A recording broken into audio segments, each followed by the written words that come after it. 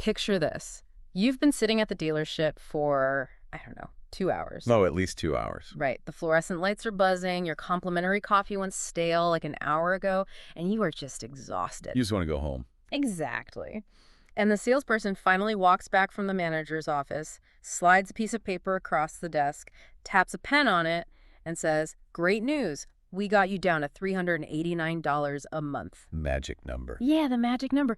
You look at it and you just feel this massive rush of relief. You think, I can do $389. That's just like one less dinner out a month. Totally. You sign the stack of paperwork and you drive away feeling completely victorious. You feel like you beat the system, but then 6 months go by, Okay. and you're staring at your checking account on your phone, just wondering, where on earth is all my money going? It's such a visceral, common feeling. And, well, the reason you feel that way is because that monthly payment you were so excited about.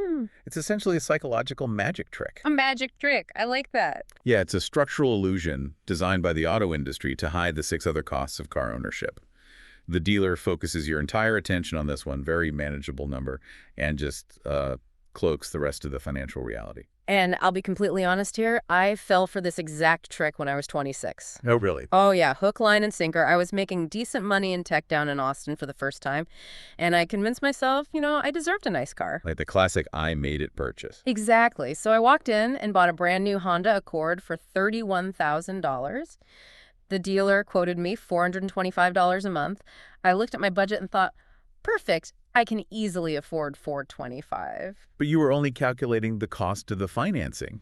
You were completely blind to the whole ecosystem of expenses around that vehicle. Completely blind. I wasn't calculating anything else. Because I was 26, my insurance was like $210 a month. Yeah, and I was commuting every day, so gas was about $180 a month. And then when I finally factored in the maintenance, oil changes, yearly registration fees, that was easily another $100 a month on average. So your manageable $425 a month car. It was actually bleeding right around $1,000 out of my checking account every single month. Literally paid for that mistake. And that is exactly how the system is designed to work. It's brutal. It really is. Because if you break down the true framework of car ownership, it's actually built on 7 specific pillars. Okay, 7 pillars. Walk us through those. So you have depreciation, which is the invisible value the car loses. You have financing, which is the interest on your loan. Right. Then you have insurance, fuel, maintenance and repairs, registration and fees, and finally, parking and tolls. 7 different buckets, all hitting your wallet, even if only one of them is officially called your car payment. Precisely. And when you aggregate all 7 of those pillars, the national averages are staggering. Right now, according to AAA data, the average new car owner in America spends around $12,297 a year on their vehicle. Wait, $12,000 a year? Yep. That is over $1,000 every single month on average, just to keep a piece of metal in the driveway. It's wild.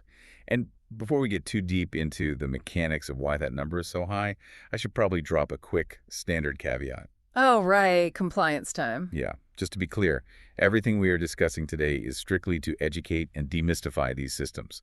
We are not your personal financial advisors, and obviously car costs vary widely based on where you live, your habits, your credit score. Right. Your mileage may vary. Literally. Exactly. So with that framework in place, let's unpack that massive $12,000 figure.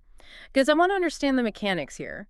Are we saying that buying cars is inherently bad, or just that, we're all really bad at doing math in our heads? It's the second one. Cars aren't evil.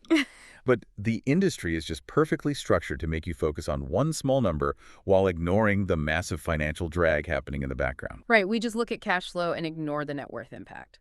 Which brings us to the biggest, sneakiest chunk of all. Oh, the silent killer. Yeah, depreciation. If we want to understand the true cost, we have to isolate the single largest expense of owning a car, the cost that doesn't even send you a monthly bill in the mail. Depreciation is fascinating precisely because it is invisible. You never write a physical check for it, but it's quietly draining your net worth every single day. So how bad is it, really? Let's look at the classic driven off the lot effect. When you buy a brand new $30,000 car, it loses roughly 10% of its value in the 20 minutes it takes you to drive it home. $3,000? Yeah. Just for driving home. You haven't even spilled coffee in the cup holder yet. I know. And it doesn't stop there. By the end of year one, Carfax and Experian data show cars experience an average total loss of 15% to 20%. That is steep. And this compounding decline just continues relentlessly. By year five, 55% to 60% of the original value has evaporated. So that $30,000 car you were so proud of, it's now worth maybe $12,000. So wait, if I'm paying a static monthly bill to the bank, but the actual physical asset in my driveway is losing like 20% of its value right out of the gate, it's basically like renting an apartment that physically shrinks every single year. You are paying the exact same rent, but your living room just gets smaller and smaller until you're living in a broom closet. That is such a brilliant way to visualize it. You are literally paying for a decline in value. And this dynamic drastically changes the math, especially for people who rely on their cars for the gig economy. Oh, totally. Like driving for Uber or DoorDash. Exactly. Let's look at Tyler. He's 23, working as a DoorDash driver in Phoenix, and he needs a reliable vehicle. He finds a used $26,000 Camry. Solid car. It is. And the dealer quotes him $340 a month. Which, to a 23-year-old hustling deliveries, probably sounds totally reasonable. With just a few days of driving to cover the payment. It sounds incredibly reasonable. But let's calculate Tyler's real financial reality based on the 7 pillars. First, depreciation. With the high mileage he's putting on it, that's about $250 a month in lost value. Ouch. Okay. Next, because he's a young driver in Phoenix, his insurance risk pool is high. That's easily $220 a month. Gas, because he's constantly doing city driving, is $300 a month. Right. All that stop-and-go traffic. Yep. Basic maintenance from the wear and tear is another $120. Registration and state fees break down to about $50 a month. So what's the grand total? When you tally all of that up, Tyler's actual cost to keep that Camry on the road is a staggering $1,280 a month. Wow. Which is nearly 4 times the dealer's original quote of $340. He thinks he's making a profit delivering food, but the cart is silently eating almost $1,300 of his income. Exactly. And that highlights the transition from the completely invisible cost of depreciation to the highly visible yet constantly underestimated costs. The unseen subscriptions. Let's dig into those, starting with insurance, because I feel like that one catches everyone off guard. You negotiate the car price, but you don't negotiate the insurance until you're already committed. Right, and car insurance is legally required, so you have zero leverage. On average, full coverage costs around $220 a month across the country. That's a lot.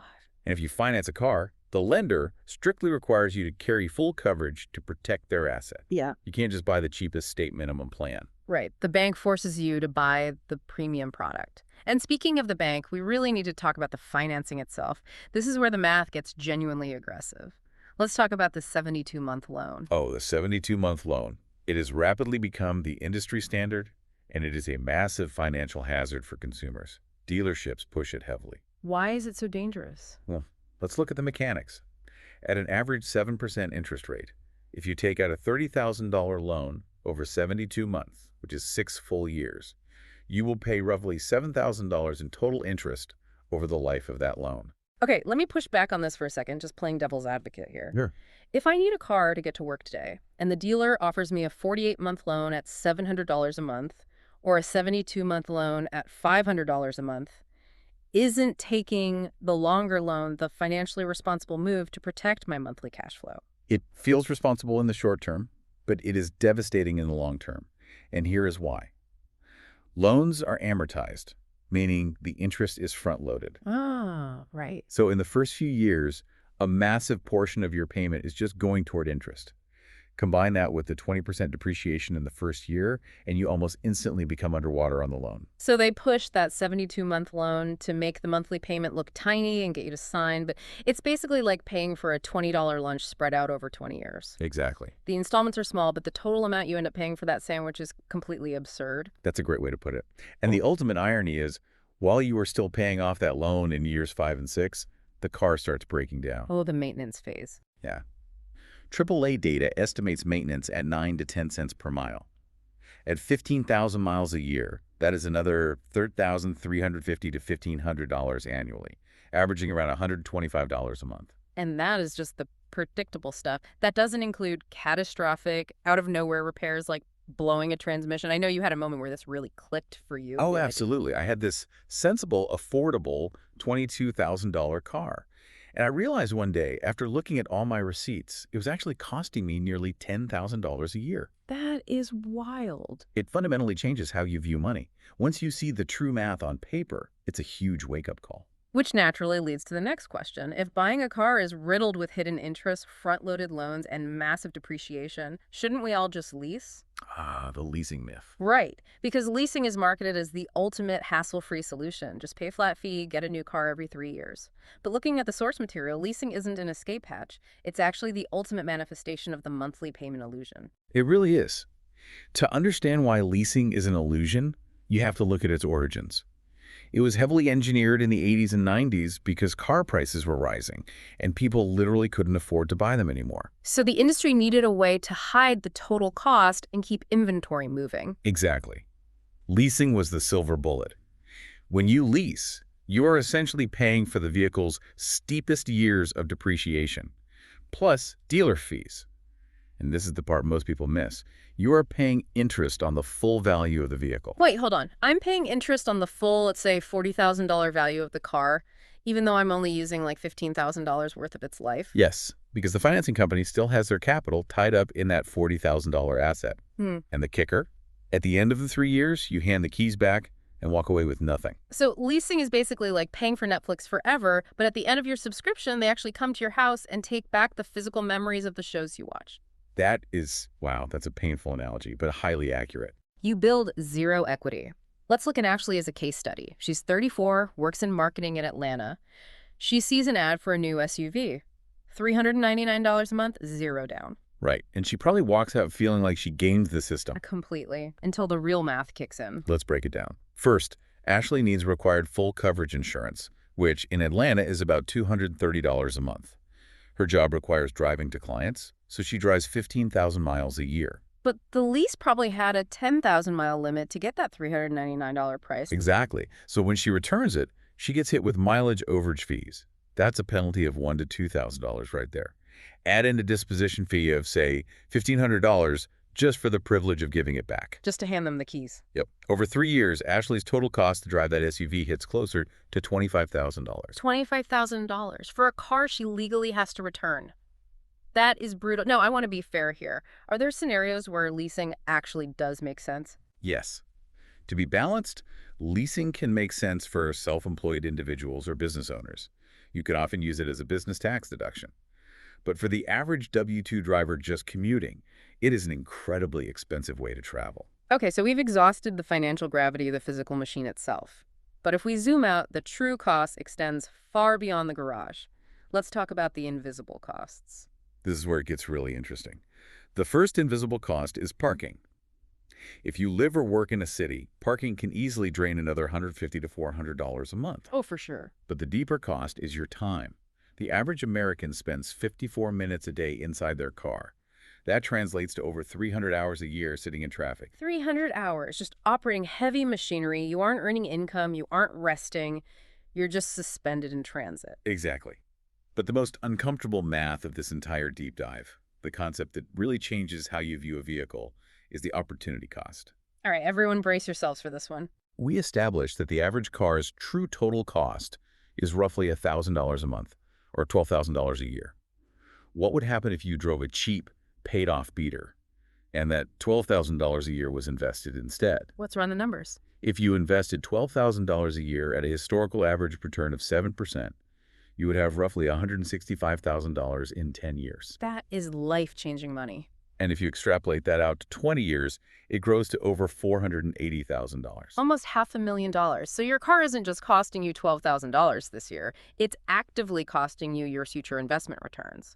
You are essentially trading $500,000 in retirement security for, like, leather seats and a new car smell. It really forces you to view a car as a transportation tool, not an identity statement. And just as a quick aside, for anyone who is self-employed and feeling inspired to cut their car costs to invest more, remember to protect that money. Don't invest every single penny you save. Set 25 to 30% of that freed up cash aside for taxes. Oh, such a crucial reminder. The IRS always gets their cut. Always. So we've covered some really heavy, hard truths today. How do we actually fight back? Let's move to the 3 actionable steps you can take this week. Step 1. Calculate your true historical cost. Right. You cannot fix what you haven't accurately measured. Log into your bank account, pull your statements from last year, and add up every single car-related transaction. Payments, insurance, gas, tolls, maintenance. Get that final, undeniable number. Seeing your actual total on paper is usually the shock people need. It certainly was for me. Once you know your baseline, step two is vital before your next purchase. Use the true cost of ownership calculators. Yes, never walk into a dealership relying on their math. Go online to Edmunds or Kelley Blue Book. They factor in the expected 5-year depreciation, maintenance, and fuel. And call your insurance too, right? Absolutely. Call your insurance provider and get an exact quote on that specific vehicle before you buy it. Walk in knowing the 5-year total, not the sticker price. You strip away all their power when you already know the real math. And finally, step three, apply the 10% filter. This is a fantastic AAA rule of thumb. The 10% filter states that your total annual car expenses should be kept under 10% of your gross income.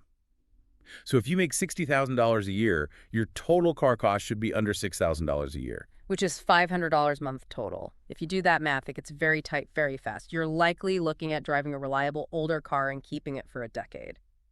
It forces discipline, but it protects your ability to build wealth in other areas of your life. So my challenge to you, sit down with your bank statements tonight. Add up your real car. What's the number? Drop it in the comments below. No judgment. We are all just trying to figure out these numbers together. Absolutely. And as you process the true cost of your current car, consider where the auto industry is heading next, with manufacturers now introducing monthly subscription fees just to unlock hardware already installed in your car. Oh, like paying a monthly fee just to use your heated seats? Exactly. Yeah. Are we entering an era where the car payment literally never ends, even if the loan is paid off? Something to think about the next time you look at a new car. It's a terrifying thought. If you found this helpful, hit subscribe and ring the bell icon to catch our weekly deep dives. Next time, we are tackling the massive rent versus buy homeownership myth. Is renting really throwing money away? We'll see you then.